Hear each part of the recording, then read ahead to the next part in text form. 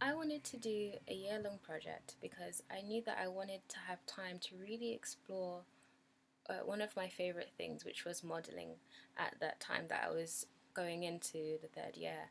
And I knew that I really enjoyed modeling, I knew that I really enjoyed sculpting, but I also wanted to have that time to really explore other things that I really didn't have a lot of time to really get into real detail with throughout the years. And I knew that a year-long project would have allowed me to have those things. I wanted to do a year-long project in my final year because I thought that it would really help me with creating what I actually had in my mind when I was thinking the Erlking. My concept of the film would probably need more than that anyways, but definitely not half a term. The pre-production phase was a very important phase within our project because it allowed us to identify all the characters we needed, all the environments that needed to be created, and it set the tone and the design for the whole entire film. Pre-production is so important because it really allows you to understand what your characters look like, and it gives you that time that's allocated to figure out all the things that you want in your film and the things that you don't want in your film. The pros of committing to a year-long project would definitely be the available time. It gives you the comfort of actually committing to a project, and it gives you the possibility of testing things and maybe researching in case your initial idea didn't work as planned. It also gives you time to work on the detail. It also allowed for me to have a collaboration. Having a collaboration with Sam meant that I had another person who was on my team who was pushing me forward, pushing me on, helping me when I wasn't sure about certain ideas. You always had somebody who you could ask opinions on if things were not, if you weren't sure about, character design or lighting or coloring, or, if you liked the way that a tree was looking or something. Like, within every aspect of within the pipeline, you always had somebody who you could have a second opinion with. And that was one of the best things about having a year-long project within a collaboration. The definite cons would be that maybe at some point you will get too comfortable with the given time and you will feel like you can relax more than you should because you have a whole year to complete the film. Then at some point it will always feel like the project is never going to end because it's been going for so many months that you think, am I ever going to finish it? And I think one more con would be that suddenly you start seeing things that you would want to change that you've done in the beginning, but you don't really have time to do it anymore. So it might be a bit frustrating seeing your own flaws and things that you would really want to change. The voice collaboration was pretty straightforward. Me and PG went online looking for different voice actors. We listened to many different samples. We found one and he seemed to be really excited about the project, so he said he would do it. He went with it straight away. It was a great opportunity as well because he also gave us many versions of what we wanted, and we also went and we told him, we wanted the voice of the king to sound a certain way. We wanted the sun to be distinctive. We wanted every character to be distinctive, but we wanted it to be a storyteller. We wanted it to be a storyteller experience, and we expressed this to him, and he gave that to us. The proposal was quite simple, to be honest with you. We collected sounds and background noise and other examples that we found online for sort of that fairy tale feel that we liked, and we collected those things and we said we like this in this section, this in that section, and we sent that over to our composer and said create something that's similar to that is our own, that we could take into our film. And it was a very great experience because it was a lot of back and forth, which I loved. The best of times. I would say the best of times would usually happen pretty late in the evening. When me and PG were so tired, we didn't really care about stress anymore. We couldn't even I don't think we even had the strength left to care about stress and all the things that were going wrong. We always turned the bad things into funny things. Sometimes the best of times were in the small things, like it sounds silly, but going to our offices and finding that nobody had stolen the computers, so we didn't have to transfer like really large files to another computer.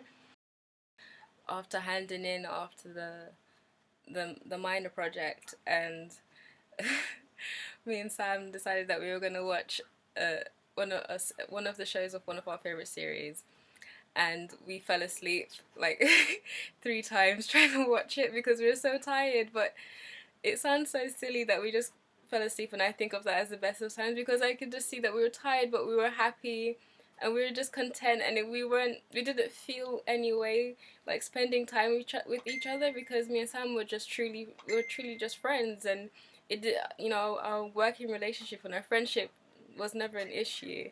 And I love that we had time to just relax with each other and to just chill sometimes. The worst of times, it taught it taught me about time management and certain things that I was not going to stand for again, that would never it couldn't come through into the major project. For me, the worst of times especially was the first hand in before the minor project. That night, for a week straight, we had tried to put together all of our art of like pictures and documentation, and it took so long, and it really ran itself for. We said, okay, we're gonna put a week aside to put all this stuff together. Was a week enough? No. All the way until that very night, I had no sleep. I was putting things together all throughout that night, to the stage where you're just on like autopilot, just clicking and tapping away, trying to get everything put together. If both of us worried at the same time, that would never be a good thing. A few stressful situations that when we were running out of time and we were trying to complete everything we had to. Uh, that was quiet days and stressful days, but we eventually managed to sort everything out, and we would always end up laughing about it a few days after. So I don't think it really had many bad times. If we were to start it again, I would definitely suggest a naming convention for both of us, because sometimes that was a bit problematic when things were not named the same way, and then looking for files was very difficult. Things were missing, things had different names that they should have had. So definitely naming conventions and overall file organization for both of us. And I think a big change would happen to approach for the art of definitely having a good solid template in the beginning, not leaving it to the last moment, probably checking printing places and printing dimensions beforehand, because it all took a lot of time when we actually could have had it before the stressful times. So definitely more attention to the art of and naming conventions. That's what I would probably do differently. First thing on my list is communication, and that's not just between you and your teammates. If you're working alone, that'll be between you and Phil and you and Alan. So I think communication is one of the key things that you need to think about when doing a year-long project, and whether you're in a collaboration or not. The second thing would be time management. Time management is such a pivotal and it's such an important thing within a project. If you are not on top of your time management, your project will not be able to come to its end. You will not hit your deadlines so that you can make it to the end. You have to be able to give yourself, deadlines within your project that are not, to do with Alan and Phil, or to do with like the subject, but it's to do with you keeping yourself on task. Me and Sam had deadlines within our group. also, if you're thinking, this is really aimed for people who are thinking about collaborating, would be, don't collaborate with someone you don't like. That doesn't make any sense, but you know, don't do that. If you don't like, if you know you don't like working with other people, don't collaborate. It's very simple, and you have to be able to not be offended by everything somebody's saying and take it as a personal attack on your character when it's about your project. It's about pushing your project so that it can be the best that it can be. So I think one of the the last thing for collaborators is make sure that you're working with someone who you like, and make sure that you are not a very touchy individual as well. Like you can take, if somebody doesn't, you can take criticism, you can take constructive criticism and know that it's not coming from a negative place, but it's coming from a place of you know of people wanting the best out of the project. The main advice I would give would be to be brave, to be brave enough to try new things, to test things, to reach out of the comfort zone, not to be trapped inside your own brains. Definitely speaking your thoughts out loud, and if there are any problems, voicing them, because no one is going to help if you keep everything inside of you. Then definitely planning some things before, like the art of making sure the pre-production is done well, so that takes a big chunk of worries away.